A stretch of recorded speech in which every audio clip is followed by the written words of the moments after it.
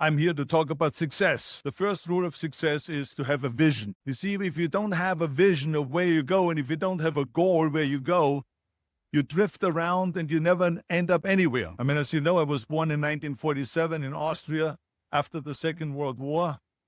So I was very fortunate that I stumbled onto my vision.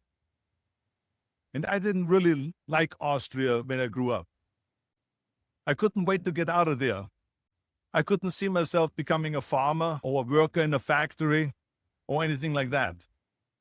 Even though my parents wanted me to stay there and have a normal life. But that was their vision, not mine.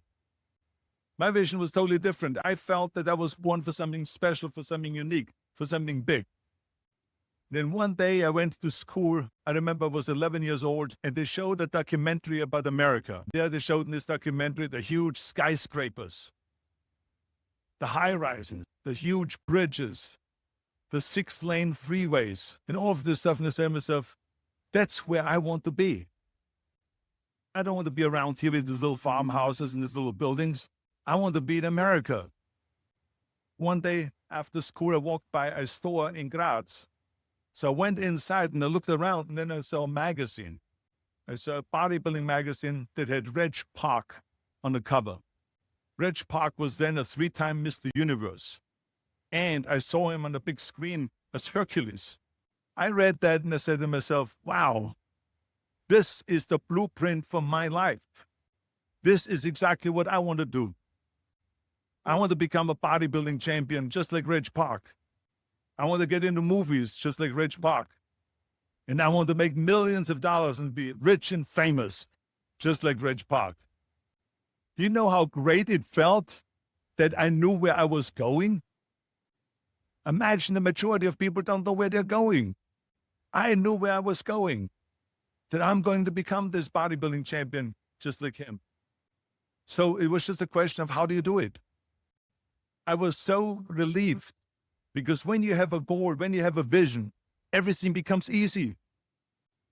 So people always ask me, when they saw me in the gym in the pumping iron days, they say, why is it that you're working out so hard?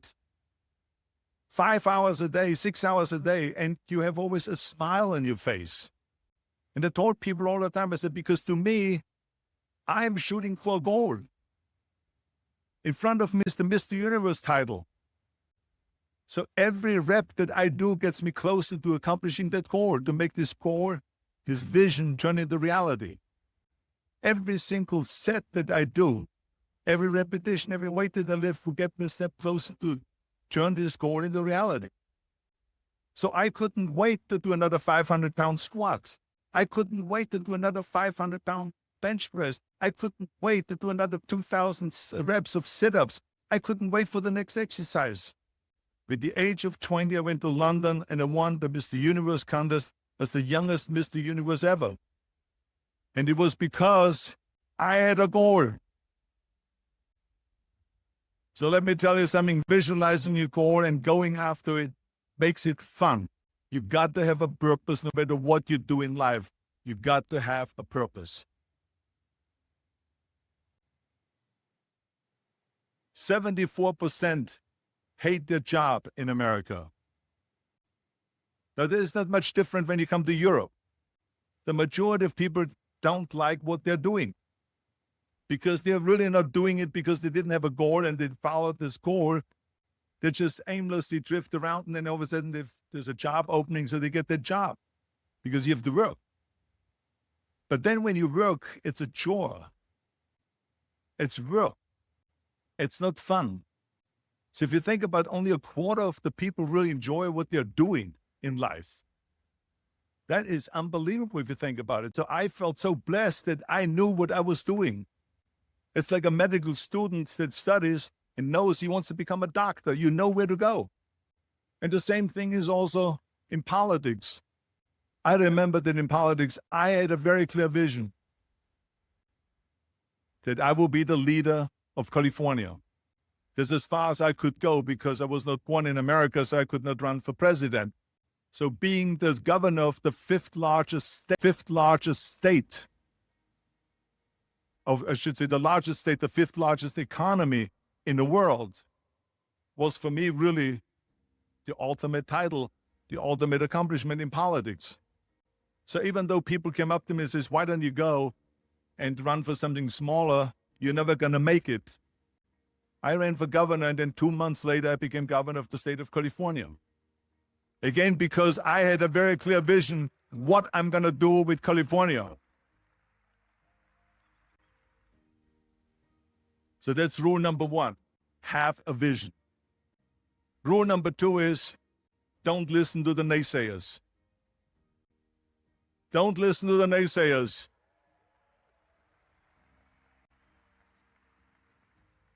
Everything I ever did, the thing that I heard out of people's mouth was, that's impossible.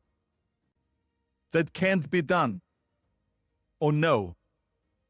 That is exactly what I heard. And of course, I proved to the people that it can't be done. So whenever someone said to me, it can't be done, I heard it can be done. When they said no, I heard yes. And when they said it's impossible, I heard it is possible. I'm a strong believer of what Nelson Mandela said, that everything is always impossible until someone does it. Well, I'm going to be the one, I said to myself, I'm going to do it and I'm going to show it to them. Maybe it has never been done before. That's perfectly fine with me. But I'm going to do it. And I did not listen to the naysayers.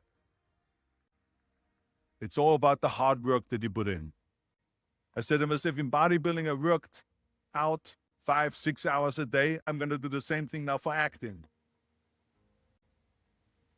And of course, I went to college to study English.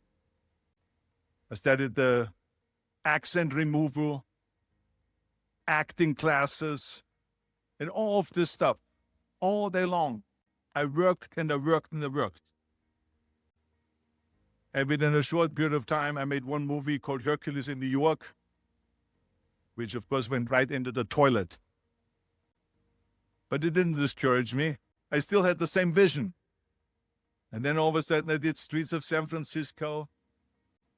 I did Stay Hungry and Pumping On and The Villain. And then all of a sudden I was asked by Dino De Laurentiis and by Universal Studio to star in Conan the Barbarian. And after I did Conan the Barbarian, the director at the press conference said to the press, the director was John Milius. He said to the press, if we wouldn't have had Arnold, we would have had to build one. So think about that.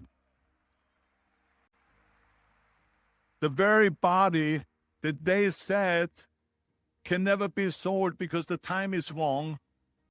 A few years later, I'm doing Conan the Barbarian, and it was the #1 hit at the box office when it came out in the summer of '82. Think about that. And the director says, if we wouldn't have had his body, we would have had to build one. So all of a sudden, my body became an asset, not a liability. And the same thing was with Terminator. After we were finished filming Terminator, Jim Cameron said to the press, if Arnold wouldn't have had that accent and talked like a machine, I think the movie wouldn't have worked. So think about that. The body and the accent that they attacked was an asset. But I didn't listen to those losers. I didn't listen to them at all. It's just the reality of it is that you cannot listen to the naysayers. So it's a very important lesson for all of you. So when someone says, no, this is a stupid idea, you in your mind, you don't have to say it, but in your mind, just say to yourself, you asshole. What do you know?